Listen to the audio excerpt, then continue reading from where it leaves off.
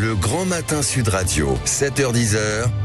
Patrick Roger. C'est à la une sur Sud Radio, il est 7h12. Invité ce matin, Raphaël Cogniet, qui est l'ex-maire de Mantes-la-Jolie. Bonjour Raphaël Cogniet. Bonjour. Vous êtes ici ce matin parce qu'on l'a déjà raconté depuis dimanche soir, mais il y a certaines villes où ça a été extrêmement difficile à l'issue de l'annonce des résultats. C'est toujours un petit peu compliqué, hein, évidemment, quand il y a des gagnants, des perdants, et évidemment, il y a des sifflets.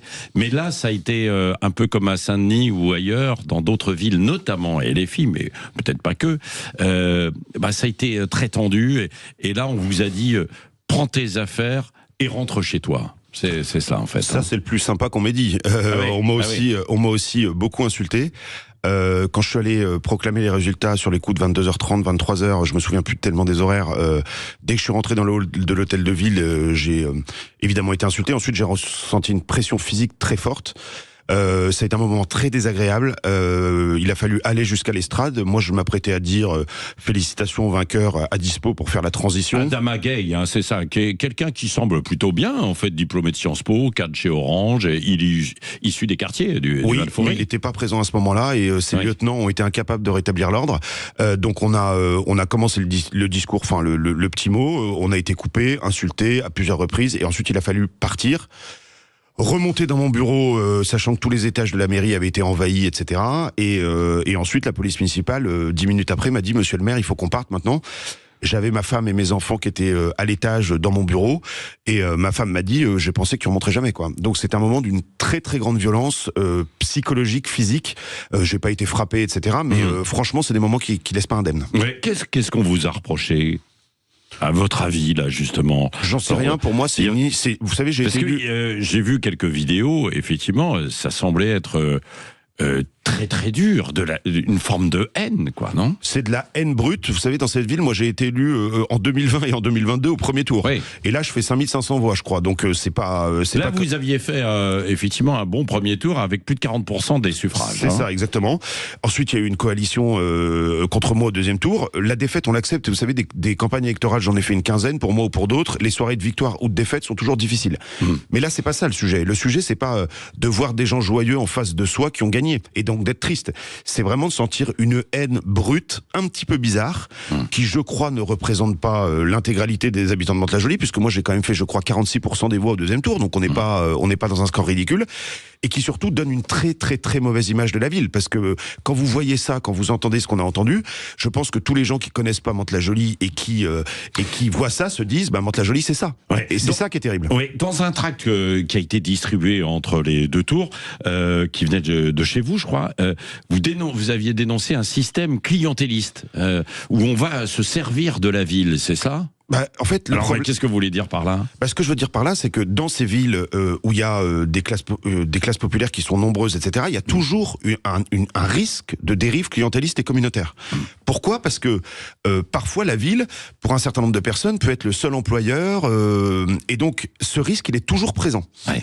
J'espère qu'il n'arrivera pas. Moi, depuis 2017... et depuis 2022, j'ai essayé de sortir de ça. Ouais. Mais on peut y retomber beaucoup plus vite qu'on y en est sorti. Mais sortir de ça, ça veut dire quoi ? Parce que vous avez dû avoir effectivement des pressions, c'est-à-dire on vient vous demander des services pour tout et pour tout couvrir, en fait, c'est exactement, ça, en fait, ça veut dire que quand vous financez des associations, vous demandez des critères de performance, ça veut dire que quand vous financez une association, vous lui demandez ses comptes certifiés, ça veut dire que vous embauchez pas vos copains, mais vous embauchez des gens qui ont les bonnes compétences pour faire ça, ça veut dire que vous vous tenez à égale distance de toutes les cultes et de toutes les religions. Voilà, mais ça demande une discipline très forte et ça demande surtout une ténacité très forte. Et parfois, ça ne plaît pas. Peut-être qu'il l'aura, le nouveau maire. Franchement, je le souhaite, parce que moi, j'ai été maire de cette ville pendant 8 ans et j'ai aucune envie qu'elle plonge, et moi, je souhaite la réussite de mon successeur. Est-ce qu'il représente la nouvelle France qui est évoquée par Jean-Luc Mélenchon ? Franchement, ça, je peux pas vous dire, parce que Monsieur Gay a très peu parlé pendant la campagne de ses options philosophiques et politiques, donc je n'arrive pas à le situer sur l'échiquier politique. Il avait une liste qui était une liste citoyenne. Il a été rejoint par la gauche au deuxième tour avec une partie des LFI, mais qui n'est pas majoritaire sur sa liste. Donc j'ai un peu de mal à déterminer ses options politiques. Moi, j'espère surtout que ce sera un vrai chef dans cette ville et que c'est pas son entourage qui va lui dicter quoi faire. Elle a besoin de quoi, cette ville, Mantes-la-Jolie? Mantes-la-Jolie avec ce quartier, effectivement, du Val-Fouré. Il y a 40 ans en arrière, même plus de 40 ans en arrière déjà, qui faisait la une avec énormément de problèmes et la difficulté du vivre ensemble. Vous l'avez connu, là, ces dernières années. Elle a besoin de quoi, cette ville? Elle a besoin, déjà, peut-être qu'on valorise un peu mieux ses réussites, parce que les images qu'on voit dimanche soir sont terribles, mais à Mantes-la-Jolie, il y a beaucoup de gens qui réussissent et qui font pas de bruit. Voilà. Ensuite, elle a besoin d'autorité, au sens large du terme, parce que les premières victimes de la délinquance, du narcotrafic, ce sont les habitants des quartiers du Val-Fouré. Et puis elle a besoin aussi de rester à distance de toutes les dérives communautaires et clientélistes. Ouais. Et si on n'a pas ces trois éléments, on n'avancera pas. Ouais. C'est une ville pauvre, qui a d'énormes besoins en matière économique, en matière sociale, etc. Et donc c'est une ville qui ne peut avancer que si elle est aidée, mais dans la bonne direction. Et localement, on a besoin aussi de relais, en fait, au niveau national, avec, je pense, en fait, le préfet. Vous avez forcément beaucoup dialogué ces dernières années. Qu'est-ce que l'on vous dit? Parce que moi, il y a des endroits où on dit... on ferme les yeux sur ce qui se passe pour ne pas avoir d'autres problèmes. Honnêtement, à Mantes-la-Jolie, c'est pas le cas. Les services de l'État, moi j'ai quasiment de façon quotidienne le commissaire de police au téléphone, etc. On a travaillé en très bonne intelligence. Moi, je me dirais pas que les gens ferment les yeux. Par contre, c'est vrai qu'il y a une forme de submersion, par exemple, du trafic. Quand vous avez 3 millions de consommateurs quotidien ou régulier, vous avez 50 points de deal. Voilà. Quand vous avez du deal, ça veut dire que vous avez des troubles à l'ordre public. Ça veut dire que la maman qui est célibataire, qui se lève seule et qui va à Paris à 5h30 du matin pour aller faire des ménages, et quand elle rentre le soir, elle est obligée de passer devant un point de deal. Et voilà. Et donc, en fait, il faut qu'on soit à côté de ces gens-là, parce que c'est eux qui souffrent le plus. Parfois, quand on n'est pas de Mantes-la-Jolie, on a l'impression que les gens au Val-Fouré sont contents de la situation. Mais moi, les gens du Val-Fouré, c'est les premiers qui me demandent plus de police municipale, plus de caméras, plus d'ordre. À propos de police municipale, je vais recevoir tout à l'heure un syndicat de police municipale qui craint pour ses policiers municipaux dans certaines villes. Vous en aviez une. Est-ce qu'elle va rester, cette police municipale, à Mantes-la-Jolie? Cette ville, donc, à une quarantaine de kilomètres de Paris, à l'ouest de Paris. Moi, j'ai passé la police municipale en 4 ans de 15 agents à 40 agents. Même une petite cinquantaine d'agents. Je ne sais pas quelles seront les options de Monsieur Gay. Par contre, ce que je lui dis, moi, c'est que sans police municipale à Mantes, il n'y a aucune chance qu'on puisse faire régler un ordre public minimal. Quand on organise nos manifestations culturelles, sportives, notre feu d'artifice, s'il n'y a pas la police municipale, ces événements ne se tiendront pas parce que la police nationale n'a pas les moyens de le faire. Donc je souhaite qu'ils ne soient pas prisonniers d'une certaine idéologie et qu'ils maintiennent. Parce que, encore une fois, le besoin de sécurité, il va des personnes les plus modestes aux personnes les plus riches. Oui, c'est ça. Un dernier mot, Raphaël Cognet.